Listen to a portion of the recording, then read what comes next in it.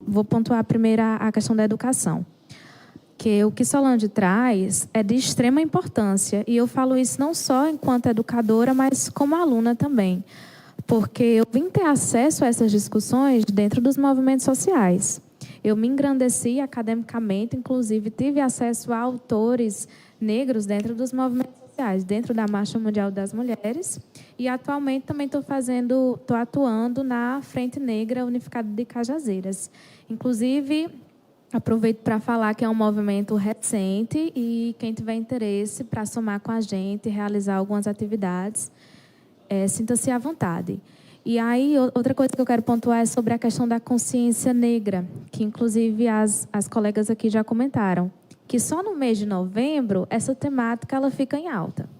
E uma das coisas que eu costumo falar, tanto em sala de aula, como quando eu sou chamada para uma fala, é que a gente precisa desenvolver uma consciência racial, que ainda não existe no Brasil, essa consciência racial. Porque a ideia de racismo, ele não é biológico, ele é cultural.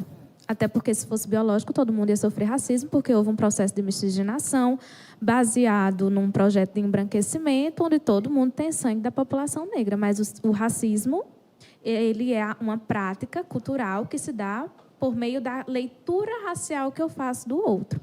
Então, se eu percebo, se eu vejo que você é negro ou negra, aquela pessoa está suscetível ao racismo, diferente de uma pessoa de pele clara. Por isso que a gente fala também na questão do colorismo. O colorismo é um conceito que se dá justamente por pela vivência do racismo. Não numa tentativa de quantificar a violência, mas de compreender como essa violência ela é operada na nossa sociedade. Ou seja, quanto mais escuro você é, mais racismo você vivencia. E aí, dentro dessa questão, é importante que a educação ela tome partido, tome um posicionamento político, a gente enquanto educadores. É necessário, quando se fala de políticas públicas, se pense em todo um movimento de reforma dentro da própria educação, porque os educadores não têm acesso, não dá para se trabalhar uma coisa que eu não conheço. Então, se nem os professores, como, por exemplo, Elza, teve essa formação, como é que ela vai trabalhar isso dentro de sala de aula? Elza trabalha porque ela vivencia isso dentro dos movimentos sociais, porque ela tem esse conhecimento acadêmico e porque ela vivencia na pele o que, de fato, é o racismo.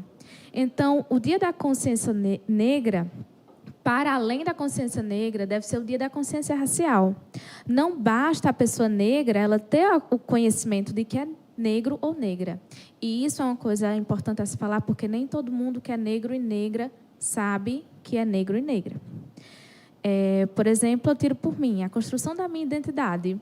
Eu não me entendia enquanto negra, porque eu não vivenciava de uma forma tão violenta e explícita o racismo. Até entender como, por exemplo, se opera até entender que as piadas que eu escutava dentro de sala de aula ou no próprio curso dentro do ensino superior, que aquilo era racismo. Qual o tipo de piada que você recebia?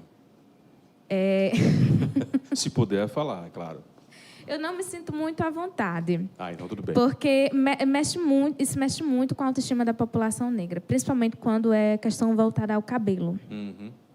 E hoje, o meu cabelo não é tão cacheado. Teve uma época da minha adolescência que eu passava tanto gel para deixar ele esticado.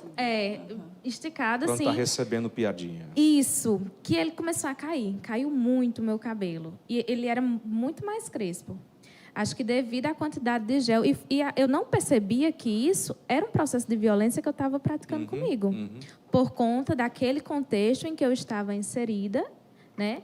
E que hoje, graças ao conhecimento, ao empoderamento que a gente tem dentro dos movimentos sociais, a gente aprende a se aceitar, se compreende, constrói a nossa identidade. E é importante também esse processo de construção de identidade ser trabalhado em sala de aula. Mais uma vez, eu falo do meu ponto, né, do meu lugar de fala, que é enquanto educadora, enquanto professora, porque a construção da identidade ela é importante para a nossa autoestima, que a gente precisa entender a diferença de racismo para bullying, que muitos professores, né, dentro de sala de aula, minimiza a situação colocando como bullying. É verdade. Quando, na verdade, é diferente. O racismo ele tem um interesse em desumanizar, ou seja, aquele indivíduo ele não é humano.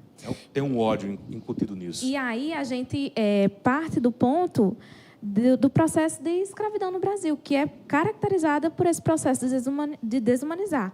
Uma vez que você não é humano, eu faço com você todo tipo de atrocidade sem ter aquela consciência pesada, porque você não é um ser humano.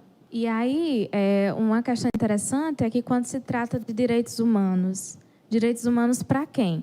Porque quem é que é considerado humano nesse país? Então, se houve todo um processo de desumanização, que é o que caracteriza a escravidão moderna, que construiu, né, que se construiu as sociedades no nosso continente, essa questão de não ser humano, então, se constrói no imaginário coletivo dessas pessoas de que o ser negro não é um ser humano. Então, até hoje, os direitos humanos são negligenciados e dificilmente se tornam efetivos às comunidades negras justamente pela construção desse imaginário. E que a gente percebe, mais uma vez, que eu gosto de frisar, essa questão cultural. A cultura, né, não sei se Tatiana vai concordar comigo, a cultura ela chega a ser mais forte do que a lei. A gente se organiza socialmente não por lei, mas por cultura. Por hábito. Isso, por hábito. A gente vai perpetuando as coisas. Então, por isso a necessidade de um processo de desconstrução. E aí, Tatiana colocou também, eu vejo pessoas sendo racistas que nem sabem que estão sendo racistas. Quando a gente fala nossa sociedade é racista, todo mundo é racista. Ninguém está isento da prática do racismo. A diferença é que tem aqueles que conseguem reconhecer e entrar num grau de desconstrução e tem outros que não. Mas a sociedade brasileira, por completo, ela é racista, estruturalmente e inconstitucionalmente.